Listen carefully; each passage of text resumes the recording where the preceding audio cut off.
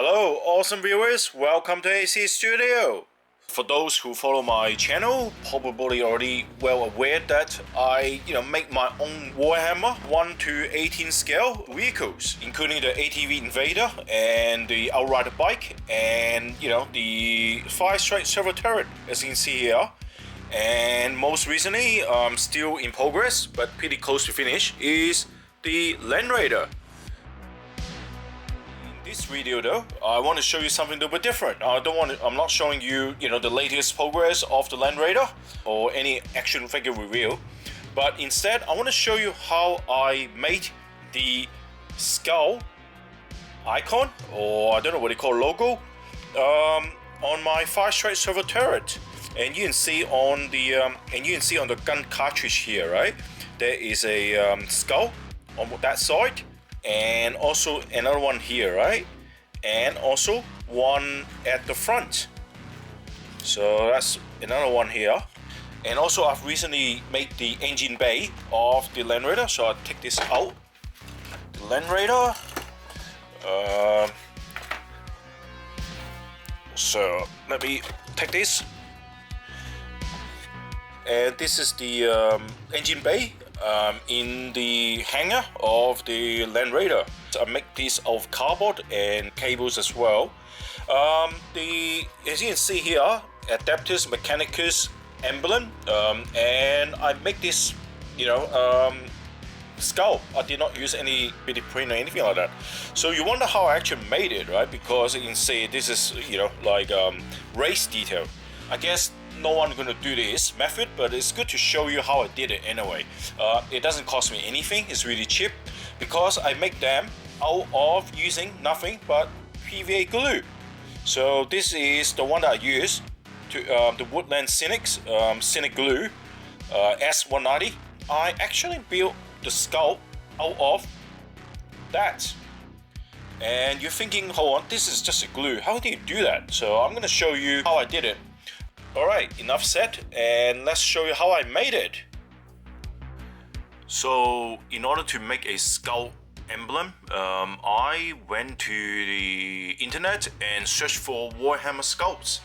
And then you can see these are the images you can find on the skull emblem on the internet, and save the one I want that usually used on the figures and the vehicles.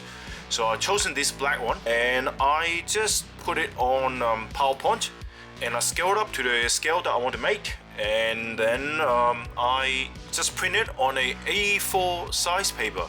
So after I print it out, I'll start using the Woodland Cynic PVA glue, and I use a shoeing pin that you can find quite easily. Shoeing pins are very, very small.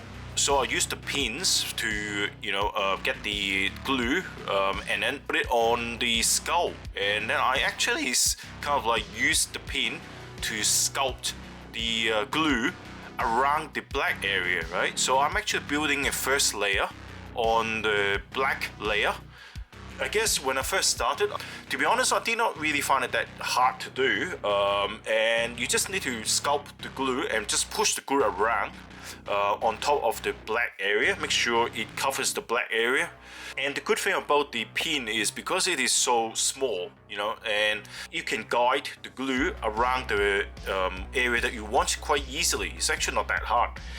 Good thing, and also a bad thing about the Woodland Cynic glue is it is actually quite fast to get dried. You don't really do that in a hurry, but you just need to be aware that it will dry up sooner than an ordinary PVA glue. The Woodland Cynic PVA glue is a top brand in the market, and I love this glue. I use this glue to make my Land Raider, to make all my scratch models, And other PVA glue, they take ages to dry, so it's just something I don't really like. So I got one from supermarkets, right? It dries up like it take ages to dry, so it's something that I don't really like to use. Woodland Cynic glue is just right, It's actually also not very liquid, which I really like as well. So it's actually quite easy to work on. If it is too liquidy, it will hard to push around and to follow the very small details, right, or small lines. After you done that, then you leave it to dry, So usually the wood and cylinder glue dries, say, takes 15 minutes to dry, and usually I just put it away and do something else, or whatever, and just be patient. You can come back to it 15 minutes later, and then the first layer will dry up. Okay, the problem with the glue, PVA glue or any PVA glue is, when you dry it shrinks. You can see the thickness of the glue is, now become thinner, right? So you need to build up another layer on top of that, right? So what I did is I built another layer on top and put another layer on top. So I actually put roughly, say, 3 layers or 4 layers when I first have a crack at it. Eventually I become really good at it. So it only takes 2 layers to get what I want, and then you just wait it to dry again. And if you're not satisfied with the thickness of it, right, just build it up, just make it raised as much as you want.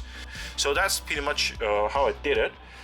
So I just paint it white, and then afterwards I cut it out from the paper, just so you cut around the glue, right, or the black area. So and then it becomes the a 3D or raised sculpt emblem, and then I paint it white or put a wash on it and things like brown wash, and just do it as what you usually do for Warhammer skull emblems, or painting skulls. So that's not an issue. That's actually quite simple to most of the people, I guess.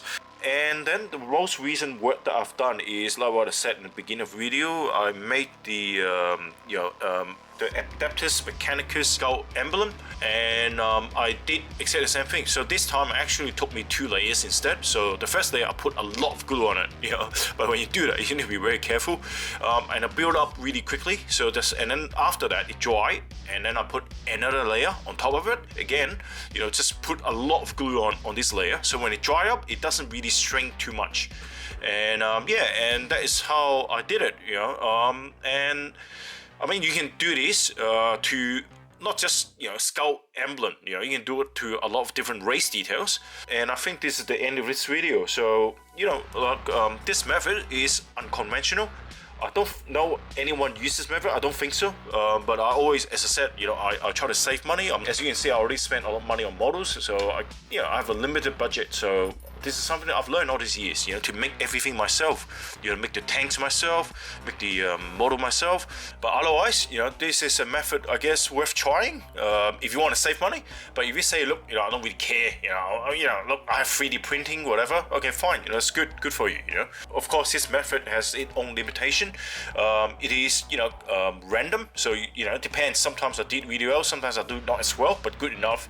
Also, you cannot do a full 3D, head sculpt. It's only like you have to do it on a flat surface.